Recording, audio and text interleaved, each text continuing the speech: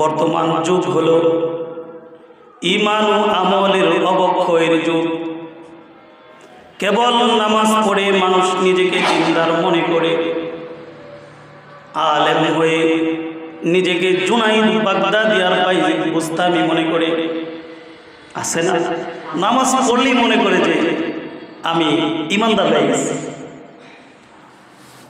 কিন্তু শুধু ইসলাম কি শুধু নামাজের ভিতরে সীমাবদ্ধ? না, ইসলাম পূর্ণাঙ্গ জীবন বিধান শুধু নামাজের ভিতরে সীমাবদ্ধ নয়। আপনি নামাজ পড়লেন, অন্যের ক্ষতি করলেন, তাহলে আপনি পূর্ণাঙ্গ মুসলমান না, আপনি পূর্ণাঙ্গ মুমিন না। বর্তমান যুগ হলো ঈমান ও আমলের অবক্ষয়ের যুগ। কেবল মানুষ নামাজ পড়ে নিজেকে দিনদার মনে করে, আলেম হয়ে নিজেকে জুনাইদ বাগদাদি আর বাইজিদ বুস্তামি মনে করে। আমাদের ঈমান কামেল, আমল নাসিক বা অসম্পূর্ণ। আমল কামেল না হলে পরকালে মুক্তি পাওয়া যাবে না। আমাদের ঈমান কামেল, সঠিক ঈমান এনেছি, কিন্তু আমল যদি কামেল না হয় পরকালে মুক্তি পাওয়া যাবে। যারা ঈমানে কামেল ও আমলে কামেল নিয়ে মৃত্যুবরণ করবে, তারা বিনা হিসাবে আল্লাহর জান্নাতে প্রবেশ করবে। চিল্লায় বলি সুবহানাল্লাহ। সরকার দো আলম বিশ্বনবী বলেন, যারা ঈমানে কামেল ও আমলে কামেল নিয়ে মৃত্যুবরণ করবে, তারা বিনা হিসাবে আল্লাহর জান্নাতে প্রবেশ করবে। মুসলমান ঈমানদারের মধ্যে যারা কবিরা গুনাহ করেছে, তওবা করে নাই, তারা আপন গুনাহের পরিণাম জাহান্নামের শাস্তি ভোগ করবে। কাফের, মুশরিক, বেঈমানেরা চিরকাল জাহান্নামের মধ্যে থাকবে। যার হৃদয়ের মধ্যে সরিষার দানা পরিমাণ ঈমান থাকবে, সেই ঈমানের বদৌলতে একদিন আল্লাহর জান্নাতে প্রবেশ করবে। সুবহানাল্লাহ। তাহলে এই ঈমানটা দামি কিনা? সরকার দো আলম বিশ্বনবী বলেন, যার হৃদয়ের মধ্যে সরিষার দানা পরিমাণ ঈমান থাকবে, সেই ঈমানের বদৌলতে একদিন আল্লাহর জান্নাতে প্রবেশ করবে। বুখারী শরীফের মধ্যে বর্ণিত হয়েছে, হযরত আব্দুল্লাহ ইবনে মাসউদ রাদিয়াল্লাহু তাআলা আনহু বলেন, রাসূল সাল্লাল্লাহু আলাইহি ওয়াসাল্লাম ইরশাদ করেন, সকলের শেষে যে ব্যক্তি জান্নাতের মধ্যে প্রবেশ করবে, সে জাহান্নাম থেকে হামাগুড়ি দিয়ে বের হওয়ার জন্য এক পা আগে অগ্রসর হবে, আবার পড়ে যাবে, আবার অগ্রসর হবে, আবার পড়ে যাবে। এভাবে সেই জাহান্নাম থেকে বের হয়ে আসবে। এভাবে সেই জাহান্নাম থেকে বের হয়ে আসবে। একটু অগ্রসর হয় জাহান্নামের দিকে তাকিয়ে বলবে, হে আল্লাহ, আপনি আমাকে জাহান্নাম থেকে মুক্তি দিয়েছেন এবং এমন নিয়ামত দান করেছেন যা পূর্ববর্তী পরবর্তী আর কাউরে দান করেন নাই। সুবহানাল্লাহ। একজন ঈমানদার সর্বশেষ জান্নাতি ব্যক্তি, উনি যখন জান্নাত থেকে বের হয়ে আসবেন সকলের শেষে, তখন বলবে, আল্লাহ, আপনি আমাকে জাহান্নাম থেকে মুক্তি দিলেন এবং এমন নিয়ামত আমাকে দিলেন যা পূর্ববর্তী পরবর্তী আর কাউরে দান করেন নাই। মানে এই নিয়ামতটা তার কাছে এত দামি মনে হয়। সুবহানাল্লাহ। এই নিয়ামতটা তার কাছে এত দামি মনে হয়। তারপর সে সামনে একটি ঘাস দেখতে পাবে, গাছ দেখতে পেয়ে বলবে, আল্লাহ, আমাকে ওই গাছটির নিকট পৌঁছার শক্তি দাও, আমি এর ছায়ায় বিশ্রাম নিব এবং এর নিচের ঝর্ণার পানি পান করব। আল্লাহ রাব্বুল আলামিন বলবেন, বান্দা, তোমাকে সেই গাছটির নিকট নিয়ে যেতে পারি, কিন্তু সেখানে যাওয়ার পরে আর কোনো কিছুই প্রার্থনা করবি না। উত্তরে সর্বশেষ জান্নাতি ব্যক্তি বলবে, হে আল্লাহ, আমি সেখানে যাওয়ার পরে আর কোনো কিছুই প্রার্থনা করব না। তখন আল্লাহ রাব্বুল আলামিন তাকে সেই গাছটির নিকট নিয়ে যাবেন। সে তার ছায়ার মধ্যে বিশ্রাম নেবে এবং তার নিচের ঝর্ণার পানি পান করবে। অতঃপর সে জান্নাতের দরজার নিকট আরেকটি গাছ প্রকাশ করবেন। আল্লাহ রাব্বুল আলামিন জান্নাতের দরজার নিকট আরেকটি গাছ প্রকাশ করবেন। তা দেখে লোকটি বলবে, আরজ করবে, আল্লাহ, এবার আমাকে ওই গাছটির নিকট পৌঁছায় দিন, ওই গাছটির নিকট যাওয়ার ব্যবস্থা করে দিন। আমি তার ছায়ায় বিশ্রাম নেব এবং তার পানি পান করে কলিজাটা একটু ঠান্ডা করি। এরপর আর কোনো কিছুই প্রার্থনা করব না।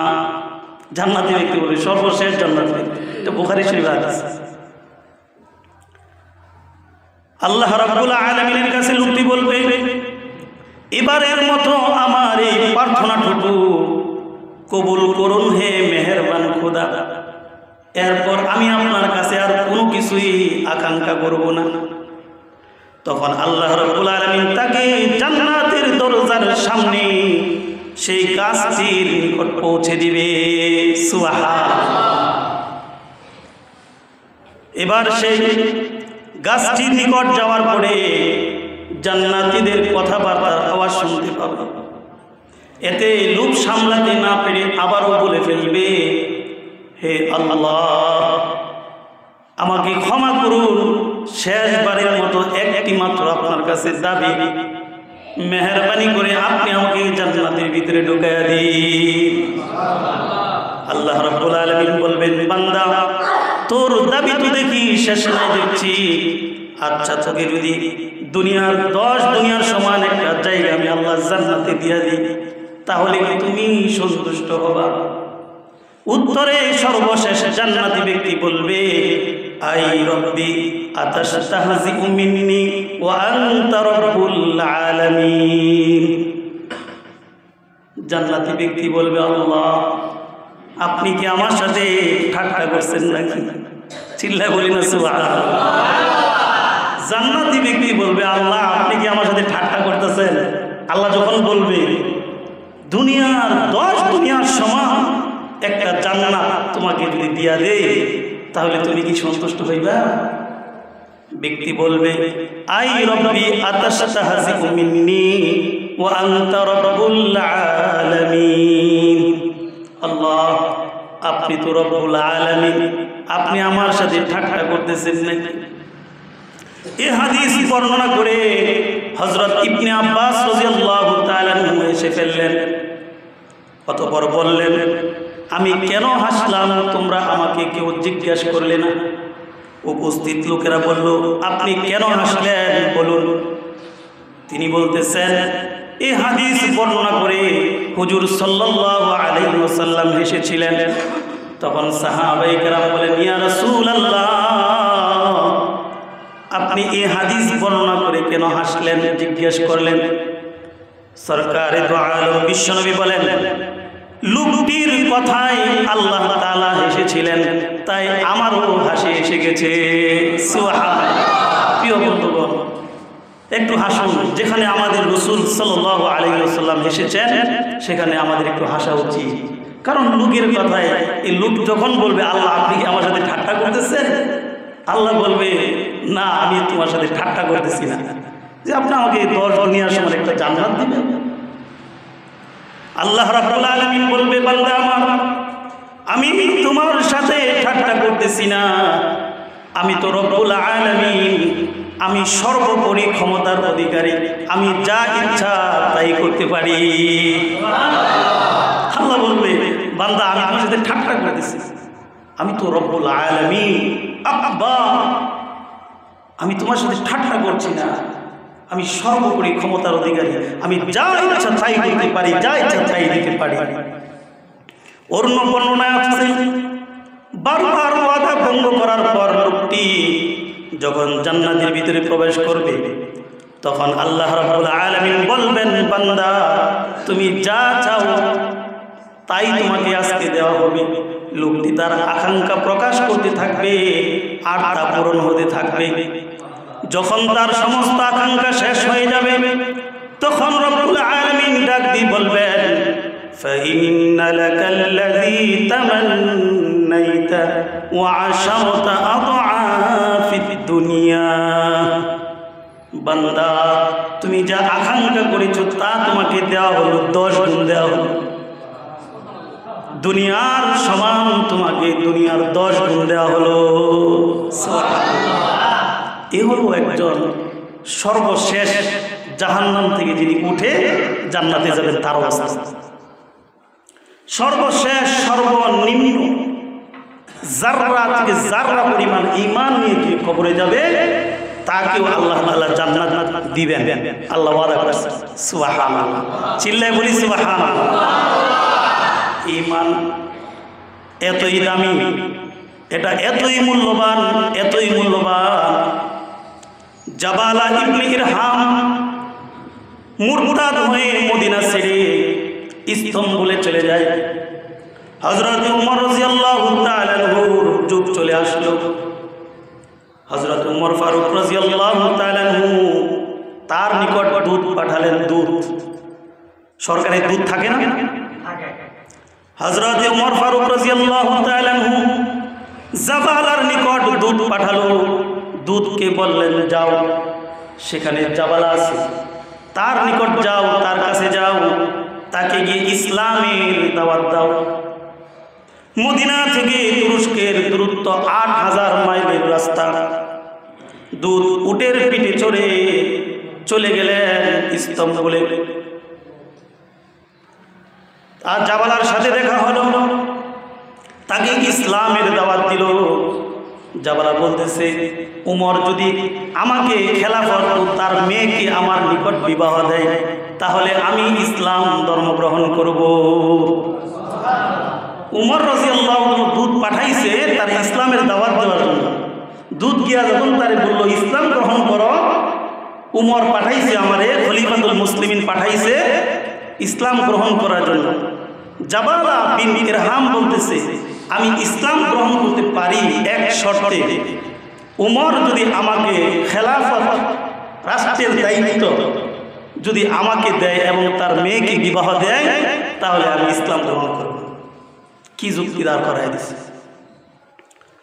দুধ বলতেছেন, আমি তার মেয়ের ব্যাপারে কথা দিতে পারি, আমি খলিফাতুল মুসলিমিন হযরত উমর রাদিয়াল্লাহু তাআলা আনহুকে বুঝিয়ে রাজি করাবো, কিন্তু খেলাফত তো পরামর্শের ব্যাপার, এই ব্যাপারে আমি তোমাকে কথা দিতে পারছি না।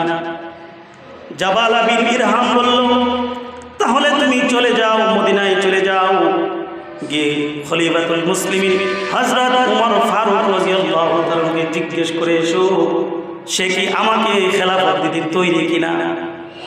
জাবালার কথায় বিদ্রুপ। দুধ চলে আসলো মদিনায়, এসে উমর ফারুক রাদিয়াল্লাহু তাআলা আনহুকে বলতেছে, জাবালা এই কথা বলেছে। উমর ফারুক রাদিয়াল্লাহু তাআলা আনহু উত্তেজিত ও দুঃখিত হয়ে বললেন, আরে ভাই, কেন তুমি তার কথায় রাজি বলে না? তুমি তার নিকট খেলাফতের ওয়াদা করে আসতে। দুধ বলতেছে, হুজুর আমিরুল মুমিনিন, আমি কি করে খেলাফতের ওয়াদা করতে পারি পরামর্শ ছাড়া? উমর রাদিয়াল্লাহু তাআলা বলতেছে, ঠিক আছে, তাহলে তুমি এক্ষুনি যাও, এক্ষুনি যাও, অর্ধ পৃথিবীর রাজত্ব এবং আমার কন্যা তাকে দিয়ে দিতে প্রস্তুত, তবু সেই মুসলমান। সুবহানাল্লাহ।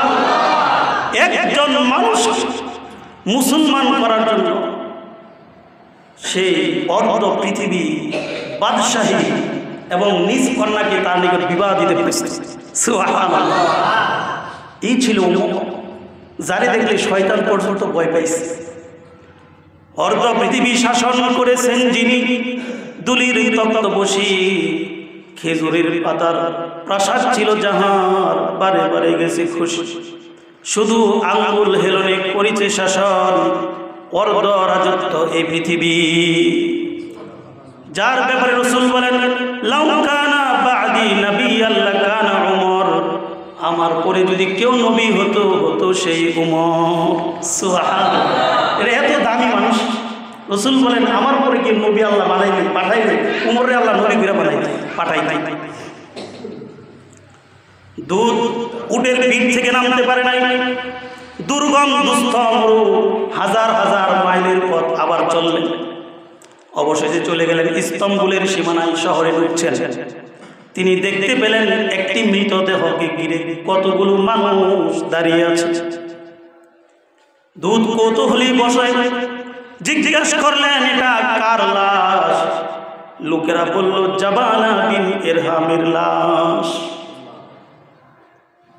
দুধের চেহারায় শোকের ছায়া, তার চোখ বেয়ে ঝরল অশ্রু, কারণ সে ইসলাম পেল না, কারণ সে ইসলাম পেল না। দুধ পুনরায় মদিনার দিকে রওনা দিলেন। এসে হযরত উমর ফারুক রাদিয়াল্লাহু তাআলা আনহুকে জাবালার কথা শোনালেন। তার মৃত্যুর সংবাদ শুনে হযরত উমর ফারুক রাদিয়াল্লাহু তাআলা খুবই ব্যথিত হলেন। এই ব্যথার কারণ হলো তিনি রাসূল সাল্লাল্লাহু আলাইহি ওয়াসাল্লামের দরদে ছিলেন। তার হৃদয়ের আকাঙ্ক্ষা ছিল যেন একজন উম্মত আল্লাহর জাহান্নামে না যায়। সুবহানাল্লাহ, তার হৃদয়ে আকাঙ্ক্ষা রাসূলের একজন উম্মত যেন আল্লাহর জাহান্নামের মধ্যে না যায়। জাবালার জীবন প্রদীপ নিভে গেল, সে ইসলাম পেল না। আমরা এই পৃথিবীতে আছি, আমরা কি এখানে চিরকাল থাকবো? বলেন, আমরা কেউ এখানে চিরদিন থাকবো না। আমাদেরকে চলে যেতে হবে আসল ঠিকানায়। আমাদেরকে কবর জগৎ পাড়ি দিতে হবে। এই কবরই আমাদের বাড়ি, আর এই বাড়ির আরামের জিনিস আসবাবপত্র হলো ঈমান ও নেক আমল। সুবহানাল্লাহ, কবরে গিয়ে যদি শান্তি পাইতে চান, কবরে যাওয়ার পরে যদি আরাম পাইতে চান, রাসূল বলেন ঈমান আমল সঙ্গে করে কবরে নিয়ে যান। সুবহানাল্লাহ, এটা হলো কবরের আসবাবপত্র, এটা হলো কবরের সামান, এটা হলো কবরের গাটি। সুবহানাল্লাহ, এটাই হলো কবরের সামান। আল্লাহ রাব্বুল আলামিন যারা দুনিয়াতে আল্লাহ তাআলার হুকুম অনুযায়ী চলবে, রাসূলের সুন্নাত অনুসারে জীবন যাপন করবে, তাদের ফলাফল হবে কল্যাণকর। ভালো ফলাফল কে পাবে তা দুনিয়াতেই টের পাওয়া যাবে। যেমন একদল ছাত্র ভালো লেখাপড়া করেছে, পরীক্ষার হলে যখন তার হাতের মধ্যে প্রশ্ন দেওয়া হবে, বুঝতে পারবে সে পরীক্ষায় আজকে পাশ করবে না ফেল করবে। আর যদি ভালো করে লেখাপড়া না করে তার হাতে যখন প্রশ্ন দেওয়া হবে, সে বুঝতেই পারবে পরীক্ষায় গোল্লা মারবে, পরীক্ষার মধ্যে ফেল করবে। আল্লাহ রাব্বুল আলামিন মানুষের পরীক্ষার জন্য দুনিয়াতে কিছু আমল দিয়েছেন, এগুলো করলে পরীক্ষায় পাস, না করলে পরীক্ষায় ফেল। দুনিয়াটাই হলো একটা পরীক্ষার হল। সুবহানাল্লাহ, এই দুনিয়া একটা পরীক্ষার হল, পরীক্ষার জায়গা। আল্লাহ বলেন আমি কাউকে গরিব বানিয়েছি, কাউকে ধনী বানিয়েছি, কাউকে সাদা বানিয়েছি, কাউকে কালো বানিয়েছি। এই সব কিছু আল্লাহ রাব্বুল আলামিন আমি একমাত্র দিয়েছি মানুষকে বোঝার জন্য যে আমি আল্লাহ সব করতে পারি। কাজে দুনিয়ার আসল কোনো কিছুই নাই, আসল সব কিছু হবে আখিরাতে জান্নাতে। চিল্লায় বলি না সুবহানাল্লাহ। কোরআন কারীমে আল্লাহ রাব্বুল আলামিন একটি সূরা নাযিল করেছেন। এই কোরআন তো মানুষের জীবন বিধানের জন্য যথেষ্ট, জীবনকে মানার জন্য। এটা হচ্ছে একটা গাইডলাইন, এটা হচ্ছে আমাদের একটা রুল মডেল, যে কোরআনের বিধান যে মানবে আল্লাহ তাআলা তাকে দুনিয়া এবং আখিরাতে সর্বোচ্চ সম্মানিত করবেন। এটা আল্লাহর ওয়াদা। চিল্লায় বলি সুবহানাল্লাহ। কোরআনে কারীমে আল্লাহ রাব্বুল আলামিন একটি সূরা নাযিল করেছেন। এই সূরার নাম হলো সূরা আসর। এই সূরা আসর মানব জীবনের সফলতার মাপকাঠি। এই সূরা আসর মানুষের জীবনের সফলতা এবং বিফলতার স্কেল। একজন রাজনীতিবিদ, তার মধ্যে যদি সূরা আসরের গুণ থাকে তাহলে সে হলো সফল রাজনীতিবিদ। আর যদি তার মধ্যে সূরা আসরের গুণ না থাকে তাহলে সে হলো বিফল। একজন শ্রমিক, কৃষক, তার মধ্যে যদি সূরা আসরের গুণ থাকে, আল্লাহ রাব্বুল আলামিন বলেন সে হলো সফল শ্রমিক, সে হলো সফল কৃষক। আর তার মধ্যে যদি সূরা আসরের গুণ না থাকে তাহলে তারা হলো বিফল। একজন আলেম, চাকরিজীবী, ব্যবসায়ী, তার মধ্যে যদি সূরা আসরের গুণ থাকে তাহলে তারা হলো সফল। আর তাদের মধ্যে যদি সূরা আসরের গুণ না থাকে তারা হলো বিফল। আল্লাহ রাব্বুল আলামিন কুরআনে কারীমের মধ্যে বলেন ওয়াল আসর ইন্নাল ইনসানা লাফি খুসর ইল্লাল্লাযীনা আমানু ওয়া আমিলুস সালিহাতি ওয়া তাওয়াসাউ বিল হাক্কি ওয়া তাওয়াসাউ বিস সবর।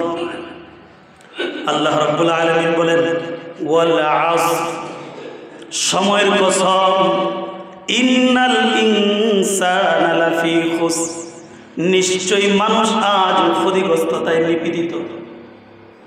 ইল্লাল্লাযীনা আমানু ওয়া আমিলুস সালিহাত, তবে তারা ছাড়া যারা ঈমান এনেছে, সৎ কাজ করেছে।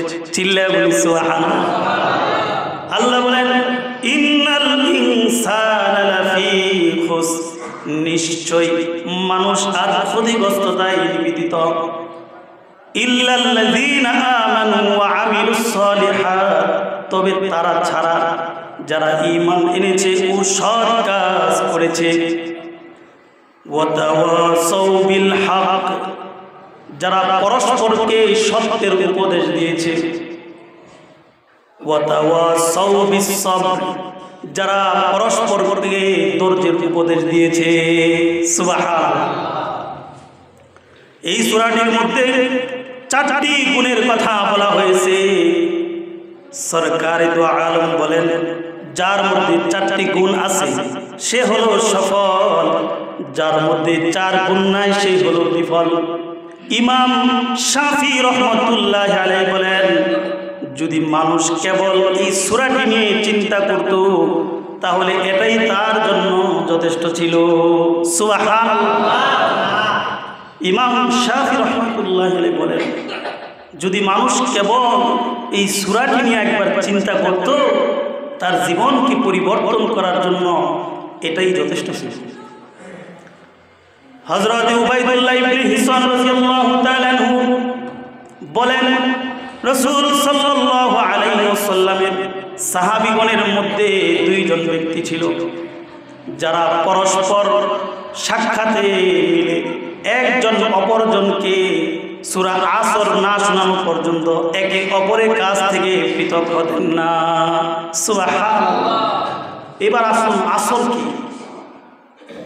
ওয়াল আসর এটা কি? মুফাসসিরিন ইকরাম বলেন আসর শব্দের 3টি অর্থ কয়টি? 1 নাম্বার হলো আসরের নামাজ, 2 নাম্বার হলো আসরের সময়, 3 নাম্বার হলো সময়। আসর কি? মুফাসসিরিন ইকরাম বলেন আসর শব্দের 3টি অর্থ।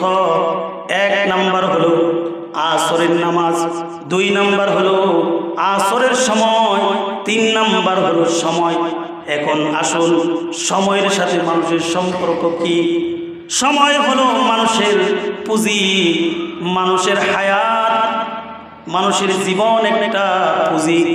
আল্লাহ রাব্বুল আলামিন মানুষকে আয়ু দান করেছেন, এই সময়ের মধ্যে সে ভালো মন্দ কাজ করতে পারে। পারে কি পারে না?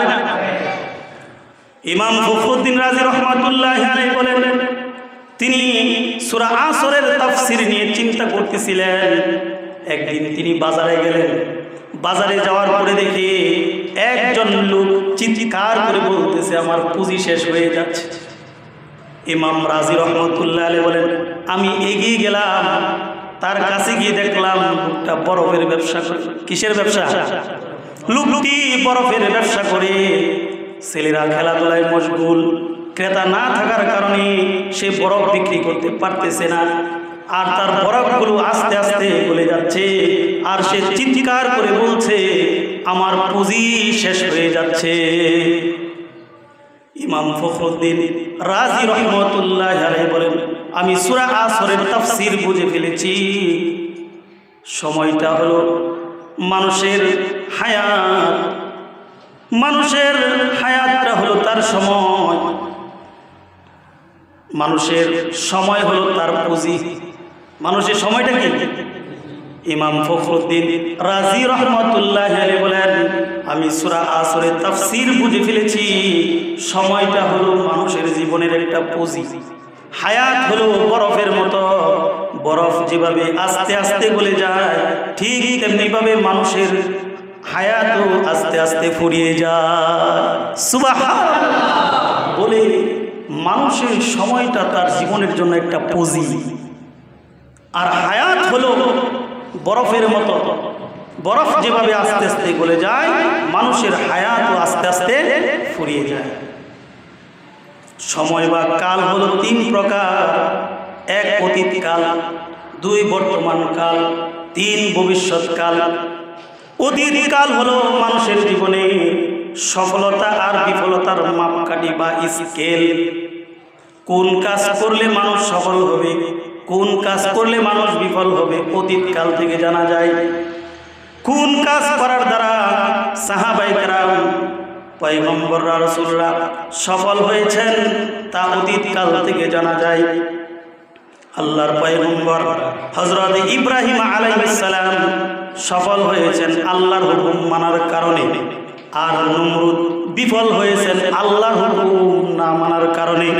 ফেরাউন, আবু জাহেল ধ্বংস হয়েছেন আল্লাহর হুকুম না মানার কারণে। আর আপনি আমি সফল হব আল্লাহর হুকুম মানার মাধ্যমে। চিল্লায় বলি ঠিক কি না? যাদের মধ্যে আল্লাহর হুকুম থাকবে না, যার মধ্যে নবীর সুন্নাত তরিকা থাকবে না, রাসূল সাল্লাল্লাহু আলাইহি ওয়াসাল্লাম বলেন সেই দুনিয়াতেও বিফল, আখিরাতেও বিফল। যার মধ্যে রাসূলের সুন্নাত নাই সে দুনিয়াতে বরবাদ।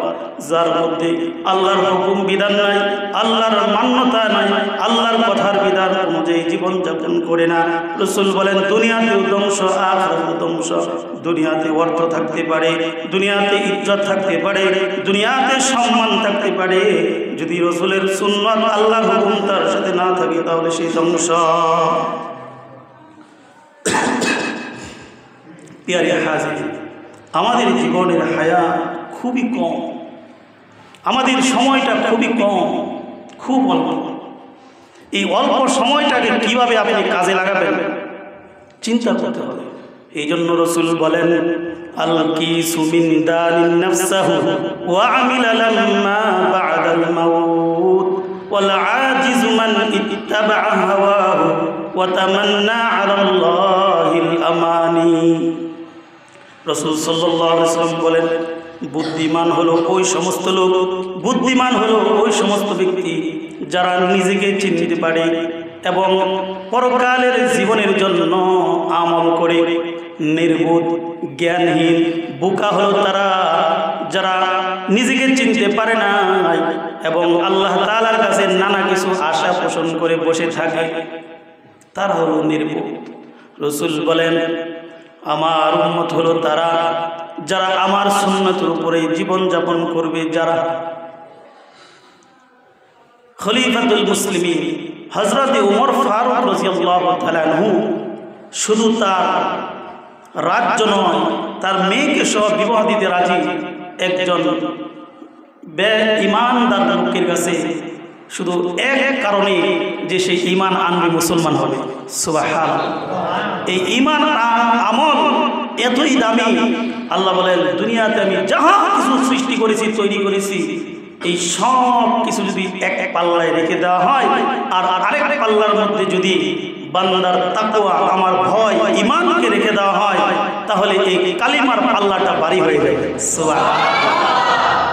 প্রিয় হাজির, একটু চিন্তা করেন, বাড়িতে গিয়ে ওয়াজ শুনে শুধু বাড়িতে চলে গেলে হবে না, মাঝে মধ্যে মুরাকাবায় বসবেন, নিজের নিয়ে চিন্তা করা দরকার আছে না? আছে কি আছে না? নিজেকে নিয়ে একবার তো চিন্তা করবেন। নিজের বুঝতো পাগলে উঠেছে, বাড়ি থেকে একটু মুরাকাবা করবেন। রাতের বেলা এশারে নামাজটা করে একটু ধ্যানে বসবেন, মুরাকাবায় বসবেন যে আমি কোথায় ছিলাম, কোথায় আছি, 2 দিন পরে কোথায় চলে যাব, ওই জায়গাটা আমি কি রেডি করতে পারছি কিনা, ওই জায়গার পরে ওই জায়গায় যাওয়ার পরে আল্লাহ তাআলা আমার প্রতি সন্তুষ্ট হবে কিনা, রাজি থাকবে কিনা, এটা নিয়ে একটু চিন্তা করবেন। সরকারে দু আলম বলেন, একজন ঈমানদার ব্যক্তি সকাল থেকে যখন সন্ধ্যা হয়ে যায় রাতে ঘুমানোর পূর্বে তার আমল হিসাব করে, আজকে কয়টা গুনাহ করছি, কয়টা নেক কাজ করছি, কয় ওয়াক্ত নামাজ আজকে বাদ দিছি, কোন কোন নামাজগুলো ছেড়ে দিয়েছি, কার সাথে দুর্ব্যবহার করেছি, কার গীবত করেছি। আল্লাহ রাসূল সরকারে দু আলম বলেন, একজন ঈমানদার মুমিন এগুলো নিয়ে চিন্তা করে যখন সে বুঝতে পারে আমি আজকে গুনাহ বেশি করেছি, আমি আজকে অন্যায় বেশি করেছি, তখন রাতের বেলা তাহাজ্জুদের নামাজ পড়ে রাত জাগিয়া জাগিয়া কান্দে আর বলে, আল্লাহ গুনাহ তো কইরা ফেলাইছি, তুমি মাফ করে দাও। আয় আল্লাহ, দুনিয়ার সমস্ত মানুষগুলো ঘুমিয়ে আছে গো আল্লাহ, আজকে বইলেন পশ্চিম পাড়ার মানুষগুলো ঘুমিয়ে আছে গো আল্লাহ, এত রাতে গভীর রাতে তুমি আমাকে জাগ্রত করে রেখেছো, ও আল্লাহ মেহেরবানি করে তুমি আমাকে মাফ করে দাও। হাদিসের মধ্যে আসছে একজন আল্লাহর ওলি রাতের বেলা সব সময় তাহাজ্জুদ নামাজ পড়তেন, একদিন রাতে উঠতে পারে নাই, স্মরণ হয় নাই, অর্থাৎ শয়তান তাকে সুন্দর করে ঘুম পাড়ায় রাখছে, সে উঠতে পারে নাই। সকাল যখন ফজরের আজান হয়ে গেল, তাহাজ্জুদের ওয়াক্ত শেষ হয়ে গেল, আল্লাহর পেয়ারা বান্দা ঘুম থেকে উঠে আফসোস করে আর কান্দে, বলে আল্লাহ আজকে 40টা বছর ধরে তাহাজ্জুদ নামাজ পড়ি, একদিনও তাহাজ্জুদের নামাজ মিস হয় নাই, আল্লাহ আজকে তাহাজ্জুদের নামাজ আমার মিস হয়ে গেছে। এবার বসে কান্দে, চোখের পানিগুলো টপ টপ করে দাঁড়িয়ে জমিনের মধ্যে পড়তেছে। আল্লাহ রাব্বুল আলামিন তার ফেরেশতার মাধ্যমে ইলহাম করে দিলেন, আমার বান্দাকে গিয়ে বলো আজকে যে তাহাজ্জুদ নামাজ না পড়তে পেরে যে আফসোস করেছে, যে নতজানু হয়েছে, যে লজ্জিত হয়েছে, এই জন্য আমি আল্লাহ তাআলা তাকে তার 40 বছরের ডাবল নেক আজকে তার আমল নামায় লিখে দিলাম। শয়তান পরের দিন এসে ডাকে, ভাই উড়েন উড়েন, আরে এতদিন তাহাজ্জুদ করি, কেউ তো আমারে ডাকে না, আজকে ডাকে, এত ভালো ব্যক্তি কে রে, তুমি আমারে ডাকো। বলে হুজুর আমি শয়তান। কি বলে? আমি শয়তান। আল্লাহর ওলি বলে, বাবারে শয়তান তো মানুষের ভালো কাজে বাধা দেয়, আর তুমি আমার তাহাজ্জুদ নামাজ আমার ইবাদতের মধ্যে তুমি ডাকো, কারণ কি? বলে হুজুর গতকালকে যে আপনারে আরামের ঘুম পাড়াইছি, এই জন্য যে কাঁদছেন, লজ্জিত হয়েছেন, অনুতপ্ত হয়েছেন আল্লাহর কাছে, এই জন্য আল্লাহ আপনার আমল নামায় ডাবল নেকি লিখে দিয়েছে। আজকেও যদি ঘুম পাড়ায় রাখে আরবার কান্দেন, অনুতপ্ত হন, লজ্জিত হন, না জানি আবারও ডাবল সব করে দেন। দেখছেন শয়তানের ব্যাপার, অর্থাৎ শয়তান আপনারে ডাবল করতে দিবে না। শয়তান যখন নেক্সট শুরুতে ধোঁকা দিয়ে আপনাকে ব্যর্থ হবে, তখন আপনাকে বদ শুরুতে ধোঁকা দিয়ে যখন শয়তান আপনাকে ব্যর্থ হবে, তখন নেক্সট শুরুতে ধোঁকা দিবে, তখন নেক্সট শুরুতে ধোঁকা দিবে। আব্দুল কাদের জিলানী রহমতুল্লাহ ঘটনা লিখছে, উনি বলেন আমি দেখতেছি শূন্যে, আকাশ আর জমিনের শূন্যে বসে বিশাল আকৃতির এক লোক বলতেছে, হে আব্দুল কাদের, তুমি জীবনে যে আমল করছো এই জন্য তোমার আর আমল করতে হবে না, তোমার মাফ করে দেওয়া হয়েছে। আব্দুল কাদের জিলানী রহমতুল্লাহ বলে, এই তো শয়তানের কথাবার্তা রে। হ্যাঁ, আল্লাহ তো কোনোদিন এই কথা বলবে না কিয়ামত পর্যন্ত যে তোর আর ঈমান আমল করতে হবে না। শয়তান মানুষকে অনেকভাবে ধোঁকা দেয়। আসুন আমরা শয়তানের ধোঁকা থেকে বেঁচে থাকি, 5 ওয়াক্ত সালাত কায়েম করি, নিজেকে চিনি, পরকালের সম্বল তৈরি করি, কবরের আমল গুছিয়ে নেই। আল্লাহ তাআলা আমাদের সকলকে, আমাকে সহ কথাগুলোর উপরে আমল করার তৌফিক দান করেন। সকলে বলি আমিন। ওয়া আখিরু দাওয়ানা আনিল হামদুলিল্লাহি রাব্বিল আলামিন। পরিশেষে একটি ঘোষণা হলো, মাদক দ্রব্য আপনারা জানেন এগুলো স্বাস্থ্যসম্মত নয়। এগুলোর দ্বারা মানুষের জীবন নষ্ট হয়, পরিবারের মধ্যে বিচ্ছেদের কলহ জের বাড়ে, সমাজের মধ্যে অশান্তি হয়, রাষ্ট্রের মধ্যে এগুলো অশান্তি হয়। কাজেই এই মাদকের বিরুদ্ধে সোচ্চার হওয়ার জন্য আমাদের সকলকে ঐক্য থাকতে হবে। বিশেষ করে আমাদের বইলার উত্তর পশ্চিম পাড়া যে মসজিদরা আছে ওইটা সহ আমাদের এই মহল্লা এবং অন্যান্য মহল্লা, আশপাশ মহল্লা একজোট হয়ে আজকে জুমার পরে একটি প্রতিবাদী মিছিল হবে। আমরা সকলেই এই প্রতিবাদী ইমানি মিছিলের মধ্যে মাদকের বিরুদ্ধে রুখার জন্য মিছিল হবে। আল্লাহ তাআলা আমাদের সকলকে অংশগ্রহণ করার তৌফিক দান করেন। সকলে বলি আমিন। আলহামদুলিল্লাহ রাব্বিল আলামিন। যারা সুন্নত পড়েন নাই তারা কাবলার জন্য পড়ে নেন।